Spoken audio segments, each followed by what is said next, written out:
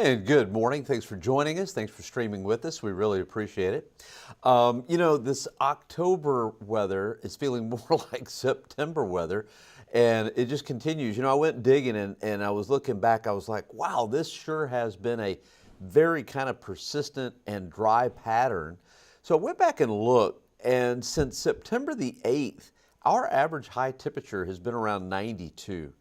And we just continue to be about 6 to 7 degrees above average. We're not breaking any records, but we're definitely warmer than we should be. Matter of fact, the average high today is 83, and I think the high today will be about 89 to 90. Now, you may notice that we're running about 6, 7, 8 degrees above average, but because the averages are dropping, our high temperatures are dropping. The sun this time of the year just doesn't have the strength to really get us well into the 90s, but it feels like September, and I don't see it really coming to an end.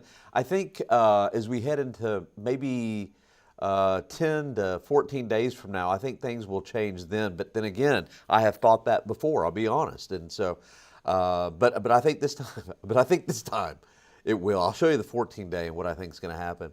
By the way, we've only picked up 1/100th of an inch at the airport since September the 8th. So for about the last month to 5 weeks, it has been pretty dry here across South Central Texas. We need some rainfall. I don't see much, but I do see some light at the end of the tunnel. I'll talk about that here in just a second. Now, in the meantime, since we've got this September and October, I think the mornings are going to be nice, but the afternoons are going to be very warm. And high temperatures will stay above average for the rest of the week. I think into most of next week as well. This weekend we may have a slight chance for rain, but boy, it does not look good at all. Okay, so temperature out there right now, we're sitting at 79, pretty sky. We've got the little cumulus clouds out there. Low this morning was 66. Record low 38, record high 97. Again, notice how this time of the year you can have some big extremes in those records from 38 to 97. All right, high temperatures today will be in the upper 80s, close to 90. If you've got anything planned tonight, temperatures will be in the 80s for the most part, dropping to 78 by 10 o'clock. All right, it's 11:35. Let's see what our temperatures are across the area. Let's see, we got 79 at the airport. We saw that one. 82 at Floresville, Seguin 82. I suppose at noon we'll probably be around 82 or 81, something like that. Floresville already at 82, and let's see. I'm gonna do this. No, I'm not. I'm gonna keep going is what I'm gonna do. Okay, let's take a look at the surface map. We've got high pressure over, let's say Vicksburg, Mississippi.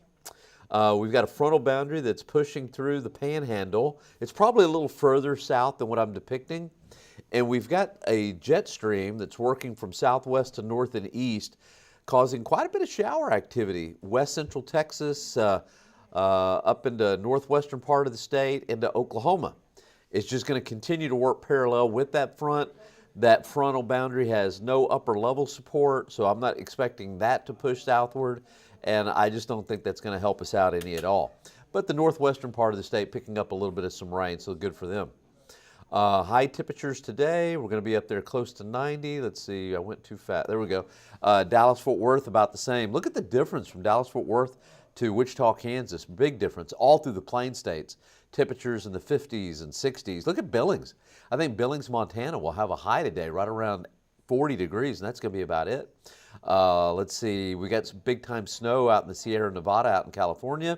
It's chilly in the northwestern part of the country, and also New England. So in the corners and the northern part of the U.S., pretty chilly.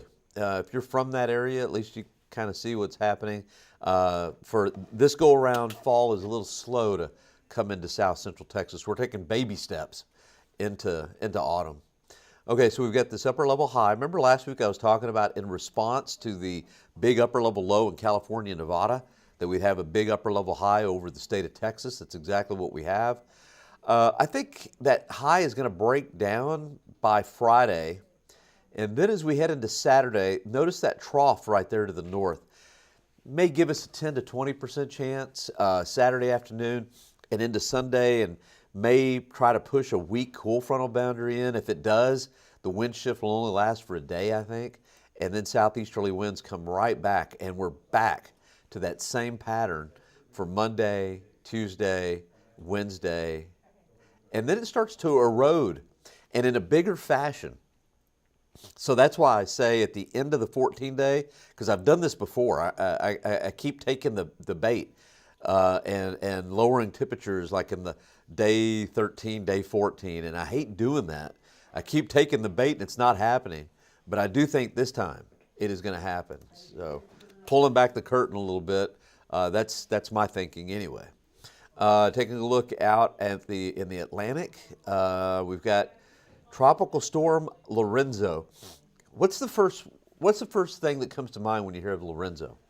When I hear of Lorenzo, first thing that comes to my mind is llamas, and that'll just tell you, give a little age away right there. You probably don't have that as comes to your mind, but I think Lorenzo llamas. But anyway, so all these systems this year, they have all, once they get a little latitude, they start curving, going right back out to the Atlantic, and I think this one is going to do the same thing. I just showed you the track there.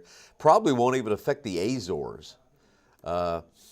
Those islands, of course, over there in that Portugal manages or owns, or part of Portugal, but it's the Azores out there. Okay, so here's what I think is going to happen as we head through the day today. High 89, there we go. Could hit 90, but I put 89, 89, 90. And then I think the next couple of days, upper 80s to lower 90s. This is the pollen count from this morning. Both are light. We've got light molds, we've got light ragweed. Okay, so here's the 14-day, and I think I updated it. I spent about an hour and a half or an hour kind of off and on massaging the forecast and looking, and this is my latest creation. Low temperatures, I think, will stay in the mid-60s. Highs, upper 80s, low 90s for the rest of the week. 93 on Saturday. Saturday afternoon is going to be hot. But have you noticed that with the sun not right overhead, that it's a little bit further, lower on the horizon? It just doesn't have the bite. You know, even though we hit the low 90s, it just doesn't feel all that bad. So anyway, that's one thing to be thankful of, I guess. And then as we head into Sunday, 20% chance of a shower in the morning. I think the afternoon is going to be great. High temperatures around 90.